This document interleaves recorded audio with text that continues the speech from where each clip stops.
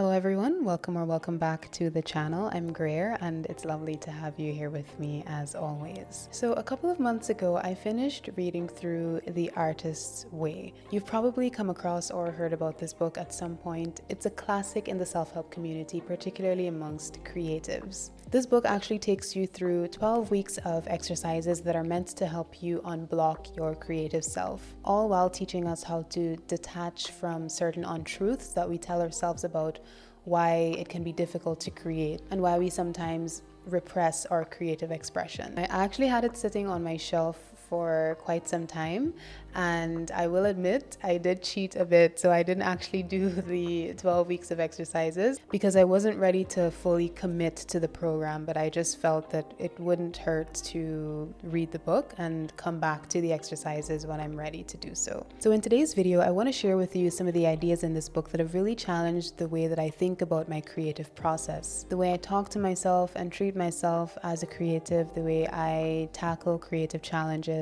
So without further ado, let's get straight into the video. And the first quote relates to a practice that is quite famous that Cameron actually came up with, which is the morning pages. She says, "Morning pages map our own interior. Without them, our dreams may remain terra incognita." What are the morning pages? Every morning, you wake up and you do 3 pages of stream of consciousness writing. And what does that mean? Anything that comes to your mind, anything that's on your mind at the beginning of the day when you open your eyes, whether it's work stresses, anxiety about relationships, something big coming up in your life, something mundane like getting your oil changed. There's no limit to what you should be writing about here. Now, I don't do morning pages regularly. However, I can attest to the effectiveness of the concept, especially as someone who journals regularly. Because what it's essentially meant to do is it's helping you to unburden your mind to be able to think creatively and to have space to allow whatever creative ideas come to you. And one of the best ways to do it is first thing in the morning, getting it all down on the page so that for the rest of the day, you feel a little freer. While we're on the topic of mindfulness, I want to take a moment to talk about something that has really been making a difference in my life. I've always been curious about meditation, but finding the right way to get started has always been a challenge until I discovered Become Club. Become Club is a 7-week mindfulness and meditation program that's designed to help you manage stress and anxiety. There are over 40 video lessons about mindfulness and meditation, its origins, the best ways to practice it, and a number of guided meditations each week to help you build up slowly to longer practices. There's also a private Discord group where community members can go in and share their experiences in a safe and judgment-free space. I had such a positive experience with the program. It's really helped me to see that meditation doesn't just end once you get off the meditation couch or the chair. It really has an effect on every part of your life. For me, as someone with a 9-to-5 who always has something going on, it's helped me to really take a step back, to allow myself to take breaks and to bring my practice with me wherever I go. Whether I'm sitting in traffic or whether I'm having a conversation with someone and just knowing how to be fully present in the moment. So if you've ever felt like you need more mindfulness, more presence, more peace in your life, I really recommend signing up for Become Club. And if you sign up using my referral code, which you'll see on the screen as well as down in the description, you're going to get $100 off of the program. So check it out, and there'll also be a link down in the description for you to learn more. All too often, it's audacity and not talent that moves an artist to center stage. You can have all the talent in the world, but if you're not allowing yourself to be seen, to be perceived, then you can't expect to get the recognition that you deserve. You've probably at some point compared yourself to somebody else in your field and wondered, why is it that they are so much more successful than I am when I know that the quality of my work is just as good? But have you asked yourself, what is it that you have done to bring that recognition to your work? Don't get me wrong, it's not all about recognition, because I would argue that sometimes it is enough to express yourself creatively just for the sake of it, just for you. And I know in our little TikTok corners of the internet, it's very common to find people saying, oh, I don't want to be perceived. I want to be this, mysterious beings just sort of floating through. But if your goal is to share your work with the world, then you need to have the courage to be seen. If you're an artist, are you pitching yourself to galleries? If you're a musician, are you looking to network with people in your field to get your work recorded? Are you taking opportunities to promote yourself and to promote your work? I know we like to be modest. We don't want to show off too much. We want to be very, what are the kids saying these days? Very demure, very mindful. But the truth is that if you don't regard your work with the recognition and the respect that you think it deserves, then it's highly unlikely that it's going to come from anyone else. So really, it all starts with you taking your work seriously, with you knowing your worth and being willing to put yourself out there. I have learned as a rule of thumb never to ask whether you can do something. Say instead that you are doing it, then fasten your seatbelt. The most remarkable things follow.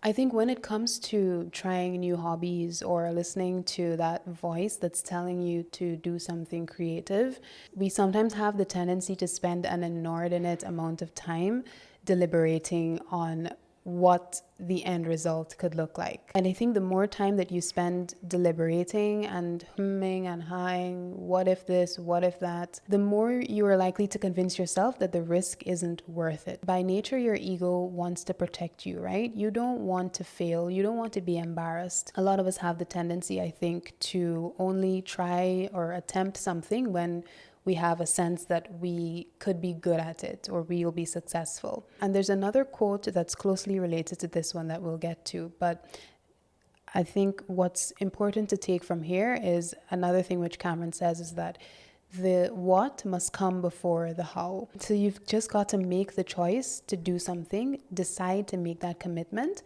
and then trust that everything else will fall into place. Learn to accept the possibility that the universe is helping you with what you are doing.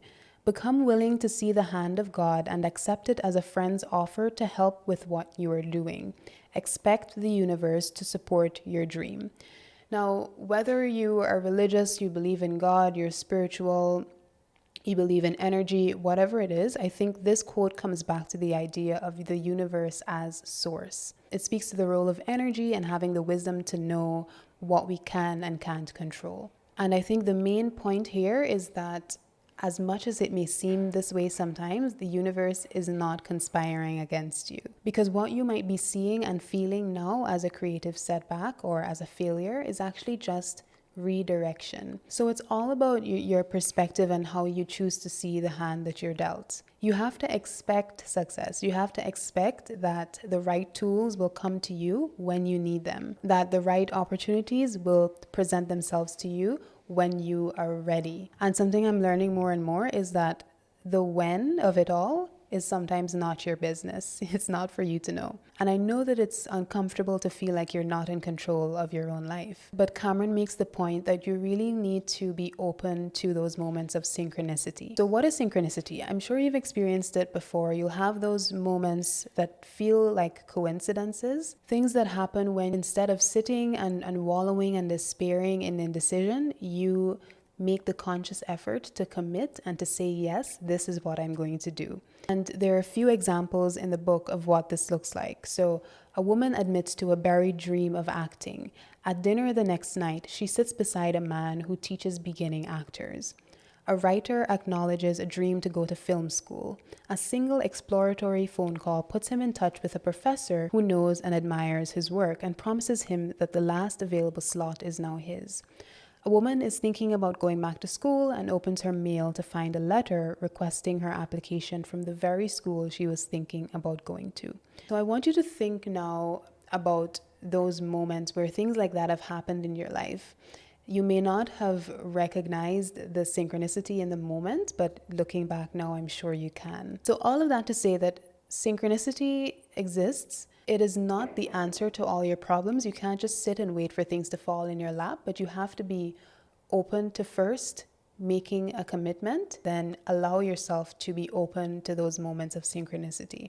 Perfectionism is not a quest for the best. It is a pursuit of the worst in ourselves, the part that tells us that nothing we do will ever be good enough, that we should try again. Okay, she really dragged me with this one. I think a lot of us see perfectionism as a positive thing, right? We wear it as a badge of honor because it means that, we're striving for nothing but the best and we'll stop at nothing until we achieve that. Perfectionism stops you from taking mistakes in stride. It stops you from being okay with getting things wrong from time to time. And so inherently, it goes against what the creative process stands for. It is not natural and it shouldn't be expected of you to get things right 100% of the time. And closely related to this, and let me know if you've experienced this, but when I tell myself that I can't do something, it's not because I know or I think that I don't have the ability to. It's because I'm afraid of what will happen if I try and fail. And that's certainly one of the things that held me back from creating a YouTube channel for so long. It's a mindset that stops me from going out and trying new activities, meeting new people. An important question Cameron urges us to ask ourselves is, what would you do if you didn't have to do it perfectly? What would you do if you didn't have these limits or bounds that you set for yourself? What would you be doing if you were willing to allow yourself to do it badly? Part of this section that really also stood out to me is, we deny that in order to do something well, we must first be willing to do it badly. Instead, we opt for setting our limits at the point where we feel assured of success. So don't just stop at the point where you think you're going to be successful, right? Go further, go beyond that, because you don't know what could happen. In a creative life, droughts are a necessity. The time in the desert brings us clarity and charity. When you are in a drought, know that it is to a purpose. And this is something that I'm really learning to embrace, especially with YouTube now. I haven't been posting as consistently as I'd like to. I've found myself a bit creatively blocked, coming up with ideas and writing scripts, but I'm not forcing it because that takes all the joy out of it. And the last thing you want to do is come to resent something that you love. So you just have to think about your creative process the way that all other processes in the world work. There are seasons, there's a time for everything. There's a time to be active, to be out there, to push yourself. There's a time to be dormant, to get re-inspired and rejuvenated. So you really shouldn't be vilifying those periods of creative drought. Instead of going against the natural waxing and waning of the creative flow, embrace it and work with it. Competition is another spiritual drug. When we focus on competition, we poison our own well, impede our own progress. When we are ogling the accomplishments of others, we take our eye away from our own through line. We ask ourselves the wrong questions, and those wrong questions give us the wrong answers. It is so easy today, especially because of technology and all the devices that, help us to keep track of what everyone else is doing around us. It's so easy to compare. And we often spend a lot more time looking in on other people's lives than living our own. And this quote is pretty self-explanatory. I think it's really drilling down on the fact that you shouldn't be spending time worrying about how come this person has 5,000 subscribers and they just started this channel. How come this person is getting so many movie deals? How did they get so lucky? And what you need to be doing instead of wondering about everyone else is wondering about yourself. Let's focus on what we need to focus right now. Ooh!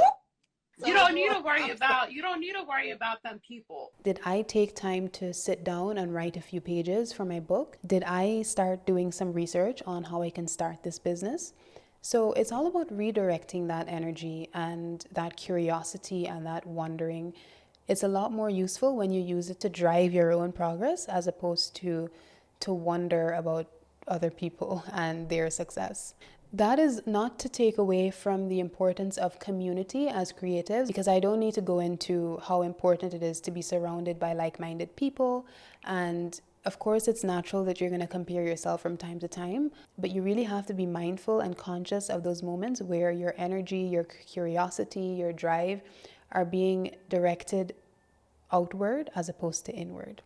The need to win now is a need to win approval from others. As an antidote, we must learn to approve of ourselves. I want to ask, what is it that you gain from being instantly good at something? If everything that you put your hand on from the get-go is perfect and blooms and flourishes and outdoes everyone else, then what are you learning from that process? What do you have to show in terms of growth and improvement and overcoming challenges? When you judge your work prematurely, what you're doing is you're excluding so much of what makes the creative process beautiful. The learning by doing, the growing through different ways that you see your work and what influences it, incorporating feedback and constructive criticism. So yes, while the output of your creative efforts might be something tangible, whether it's a YouTube video, whether it's a painting, a song, a book, your focus should not be on that end result. It should be on showing up every day to create and to be better every day at doing it. As Cameron says, showing up for the work is the win that matters. And this isn't to say that in the early stages of your work, you shouldn't be open to feedback or constructive criticism. Rather, you need to make sure that when you do open your work to that kind of feedback and that criticism, it's coming from people who have your best interest at heart and who are qualified to make certain proclamations or to give you suggestions and to help you become better. So, when people say a book is a must read, I think if you have any sort of creative sensibility, which I think most people, if not everyone does, then you probably want to pick this book up. It's so full of gems. I have so many different passages and quotes underlined and saved, and I will promise myself that I will come back one day and actually do the exercises, because I think that's the way that this book is meant to be experienced. That's all for today. If you enjoyed the video, remember to leave a like and subscribe. Comment and let me know if you are going to pick this book up. If you've already read it or done the exercises, let me know what you thought. As always, I'm happy to hear from you down in the comment section. So with that, take good care, and I'll see you in the next video. Bye.